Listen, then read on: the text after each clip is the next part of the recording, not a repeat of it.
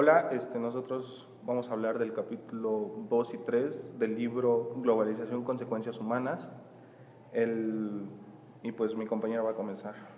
Ok, el primer capítulo, que es Guerras por el Espacio, habla de una idea del espacio social. Mencionan que el cuerpo humano era la medida de todo y que los seres humanos medían el mundo con sus cuerpos, productos o sus actividades. Las medidas antropomórfica y paxemórficas no podían ser sino tan diversas y accidentales. Los dueños del poder querían acordar un tratamiento uniforme a un gran número de súbditos y se impusieron patrones obligatorios. Ok, como tú lo mencionas, en la antigüedad se medían con pies, con codos, esas eran sus medidas estándares, y poco a poco, como lo dijiste, pusieron patrones obligatorios, teniendo en cuenta que ya eran metros, millas, kilómetros, hectáreas.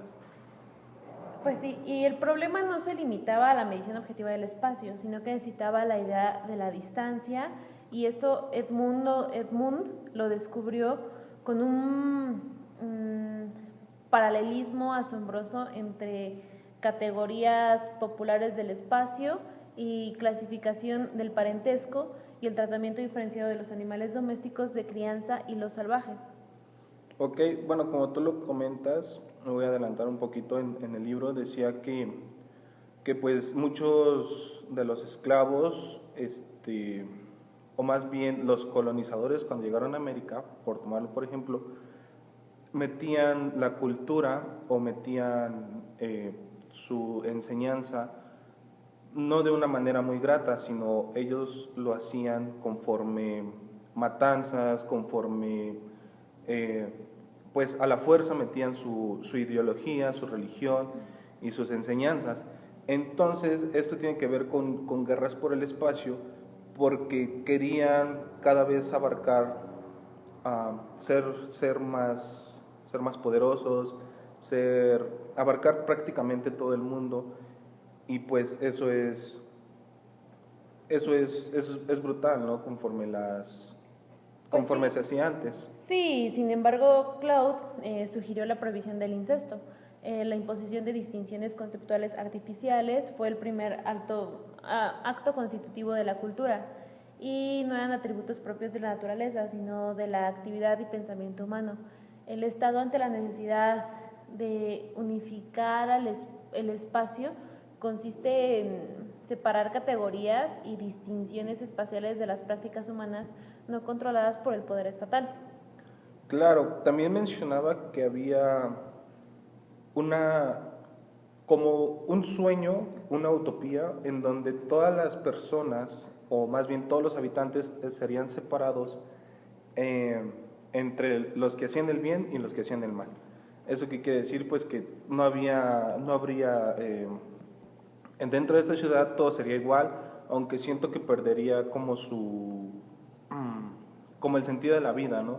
O sea, pues al discriminar a personas que hacen el mal y separarlas de las que están en el bien, pues se perdería todos los derechos que tiene cualquier humano. Claro que sabemos que muchas personas hacen el mal y pues, ¿qué pueden hacer? Se pueden arrepentir o volver a reivindicarse, pero no es necesario extraditarlos de la ciudad o hacerlos de menos. También habla de un estado odontológico, y también que la legibilidad y transparencia del espacio se haya convertido en uno de los objetivos principales en la batalla del Estado moderno por imponer soberanía de su poder. También pues decía que la esquiva finalidad de la guerra espacial moderna era la subordinación del espacio social a un solo mapa, que aquel que elaboraba y sancionaba el Estado. Ok, retomando el punto de la utopía, quiero pensar que se tendrían que volver a repartir las riquezas entre todo el mundo. O sea, sabemos que el 95% de las riquezas está en un 5% de la población. Entonces, pues ahí entraría en conflicto muchas personas de ceder sus riquezas hacia otros para que todo sea armónico. Entonces, pues yo digo que no sería como viable esa ciudad utópica. Claro, menciona que es algo, una suposición o algún proyecto que puede llevarse a cabo. Pues al cabo de la guerra, bueno, menciona la guerra y al cabo de esa, decía que se debía de crear una estructura espacial perfectamente legible para el poder estatal y sus agentes. Y también decía que la invención de la perspectiva pictórica mencionaba una perspectiva pictórica realizada en el siglo XV. Y ¿qué más mencionaba? Pues mencionaba muchas cosas que pues tenían estrategias, pues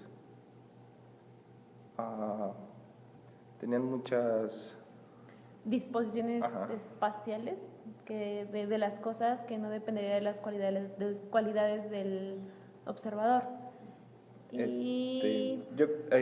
Bueno, eso es el capítulo 2. Vamos a comenzar a hablar del capítulo 3, que se llama Después del Estado Nacional.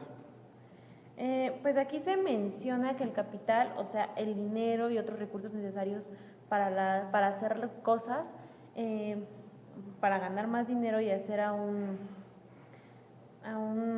más cosas, se desplazara más rápido, lo suficiente para mantener una ventaja sobre cualquier gobierno. Y se expresaba el carácter intermediario, y eso era a través de un subtema que se llama universalizar o ser globalizado. Ese tema me llamó mucho la atención porque ahí nos expresaba el carácter indeterminado, ingobernable y autopropulsado de los asuntos mundiales. En la idea que me gusta, bueno, pues mencionaba las dos. En la idea de la universalización, transmitía esperanza, intención y resolución de crear el orden, y más sin en cambio la globalización se refería más a lo que nos sucedía a nosotros.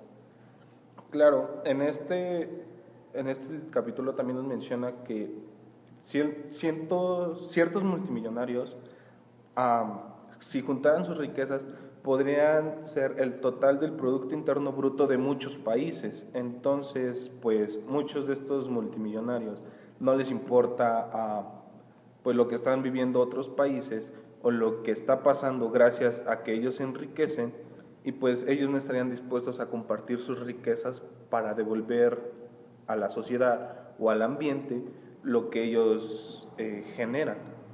Así se creaba como o sea, podríamos crear muchas veces con la riqueza de otros una estabilidad como nacional, ¿no? Y tener pues un mejor trato, pero pues ellos son, pues, en mi punto de vista, son un poco, ¿cómo podría decirlo? Egoístas. Sí, y pues eso sería un aporte de nuestro conocimiento hacia lo que leímos en el libro, pues esperando que sea de agrado para ustedes.